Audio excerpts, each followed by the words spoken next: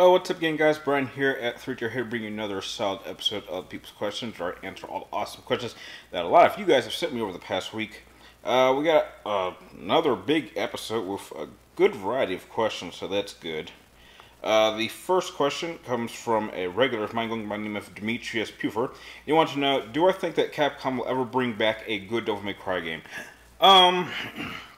Maybe. It's been a while since we've had a legitimate Devil May Cry game that wasn't like a rehash, like they did with the special edition for a Devil May Cry 4. All we can do is hope. Maybe they'll announce something at this year's Tokyo Game Show, but as far as I've been hearing on the local gaming networks or news outlets, I haven't really heard anything.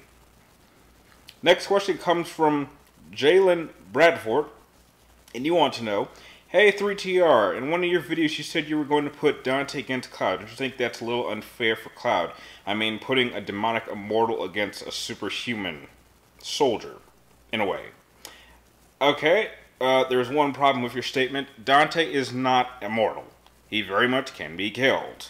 The games would like you to believe he can't. He's immortal, but if you look at his family tree, a lot of his family are very much dead. As far as we know, Sparta is dead, Virgil we know is dead, and you can die in the game. So, no, Dante very much can be killed. And I'm using Advent Children Cloud, which is very much on par or close to someone like, base form Sephiroth. And Sephiroth very much could keep up. Put it like this. If Sephiroth were to take on Dante, there's no question in my mind Sephiroth would be able to kill him pretty quickly. It wouldn't even be much of a contest. Now, dealing with Virgil, I've already made that debate. But I think this would be a very interesting contest. And it's a perfect parallel to last season's finale. So, and a lot of people want to see it, so that's why I'm doing it. Next question comes from Techno Bacon, and you want to know, what do I think is the saddest moment in the infamous franchise other than the moment that I mentioned last week?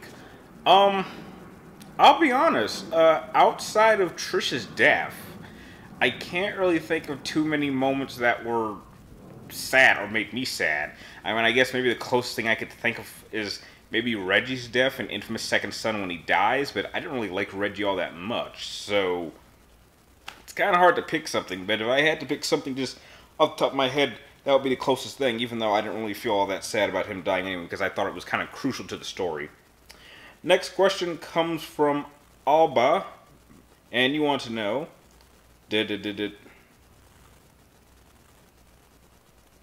Square announced that if there's enough demand for it, Final Fantasy VII will not only be the game to get the remake treatment. So which game do I think personally I would like to see get remade as well?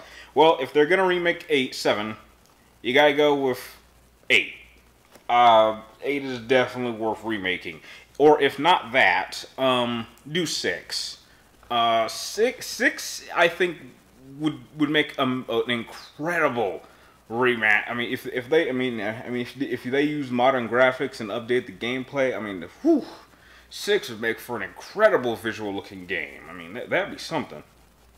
Next question comes from Matt Cruz. You want to know, who is my favorite character from the Capcom brand? Now, I'm not exactly sure what you mean by Capcom brand. You mean just any character that's in a game that's associated with Capcom? Because if that's how it is, I'd probably have to pick Virgil from the Devil May Cry franchise by far. But if that's not how it works, please be a little more specific, and I'll be sure to answer it in the next episode.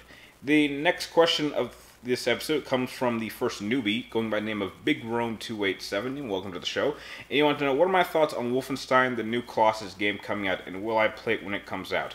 Hell yes. I absolutely loved Wolfenstein, the New Order. I thought it was an incredible reboot. I mean, that's one thing that Bethesda has done incredibly well as of late, is they've done a magnificent job at bringing these old franchises and pretty much modernizing it. And I think they did a phenomenal job with Wolfenstein and its story and campaign and its gameplay. So I am pumped up to see what they do in the sequel, which they did kind of leave it open to a sequel from the last game, so I'm really excited about this. I've already pre-ordered the limited edition, so I'm going to have a blast with it when it comes out. Next question comes from Joe O'Colliot, and I gotta be honest, I don't even know how to pronounce these two names, so I'm just gonna leave it right here and tell you I do not know who these people are, therefore I do not know who would win. I'm sorry. Next question comes from Shiny Mega Gengar. He wants to know, what is my favorite moment in Metal Gear Solid 4? Oh, that's an easy one. By far, my favorite moment in Metal Gear Solid 4, and I would probably say Metal Gear Solid in general out of any game, is the part where you're at Shadow Moses and you get to pilot Metal Gear Rex. That is that is my all-time favorite moment in all of Metal Gear, and the reason why it's my favorite is because it's of its significance. Throughout the franchise, for a franchise called Metal Gear Solid, not many of them have it so that the Metal Gear itself is significant. And I wouldn't even say that in Metal Gear Solid 4, a Metal Gear is significant that much. But the fact that you go back to Shadow Moses and you are piloting the very same Metal Gear that Liquid was piloting in Metal Gear Solid 1, that is also the same Metal Gear that flattened Gray Fox, which, if you think about it, is kind of odd, because that would mean, like, oh snap, I'm driving this machine. And technically, Gray Fox's splattered guts are on the bottom of the foot.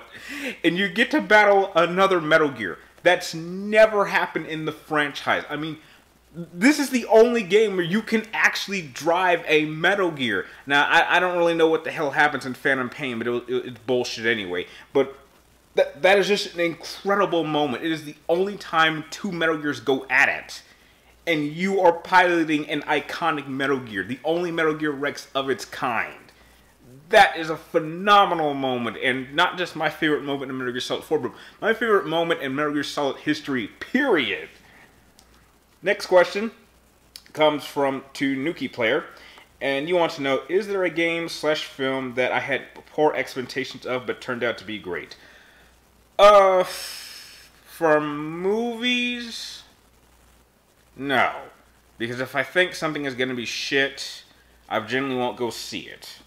But for a game, Metal Gear Rising comes to mind. That was a game I really did not think I was going to like. I did not think it could work as a hack and slash, but I'm glad I'm wrong, because that was a great game with an incredible soundtrack. Next question comes from JDS4696, and we have another Metal Gear Solid question, and you want to know, do I collect any figures from the Metal Gear Solid series? In terms of figures, no. I would say my collection is pretty extensive. I think the closest thing I have to a figure is this little lamp that I picked up in my collector's edition of Metal Gear Rising, and it basically just has Raiden's sword, and electricity hits it. But in terms of actual figures, I don't currently own any, but there are a number of characters that I would like a figure for. The next question comes from Matthew Keller, and you want to know, what's my top favorite detective and crime drama? I guess it would have to be Batman in The Dark Knight, since technically speaking, The Dark Knight is a crime drama, and Batman is the world's greatest detective, so Batman in The Dark Knight? Next question comes from Abil, and you want to know, are there any YouTube channels that I watch that I think are underrated? That I think are underrated? No, I don't think any of the primary channels that I watch are underrated. They either have much stronger followings than I do, or they're a little bit more focused, and I think they're doing just fine on their own. But I can't think of any channels I think that are underrated. They very much get the credit that they deserve. And the next question, second to last, comes from another newbie going by the name of The Immortal Super Being. Welcome to the show. And you want to know, do I think we will ever see a Dead Space 4 or a Dead Space PlayStation 4 remastered version? I'm so waiting for them to announce a Dead Space 4. It's been just far too long. Dead Space is one of my all-time favorite franchises. I like Dead Space more than Resident Evil. And two out of those games are like... There are only 3 games in the history of video games that have legitimately scared me. And that's Resident Evil 4, Dead Space 1, and Dead Space 2. Dead Space 2's, the story of the scariest moment would make for a fantastic video on its own. It just because of how I would explain it, I think would be entertaining. But I don't know what's the big deal. I mean, I read I read in a news outlet that there was a possibility that the franchise was dead because of that Dead Space 3 kind of performed poorly, which makes very little sense to me because while I think that Dead Space 3 is definitely the weakest of the primary games, I didn't think it was bad, and they left it open for a fourth game, so heck, I would like a Dead Space 4, and heck, with modern graphics, I would love to see them remaster Dead Space on the PlayStation 4. I mean, heck, do a whole package. I mean, we see that all the time. Just package all three of those games and put them on one disc if they can. I mean, but yeah, I would love to see Dead Space make a comeback. And the last question of the episode comes from a man who usually likes to be number one. But you go by the name of Sensico Scarpino, and you want to know, do I think that Goku's Japanese voice actress gets overhated? I'm not sure what you mean. I wasn't aware that the actress that does Goku's Japanese voice got any hate at all. I mean, if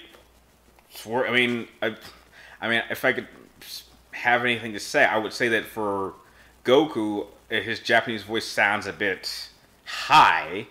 And, you know, Goku's English dub voice sounds a bit more manly, and I don't know, maybe it just fits the character a little bit more. But I personally don't have any hatred towards the Japanese voice actress, so yeah, I don't think it's deserving.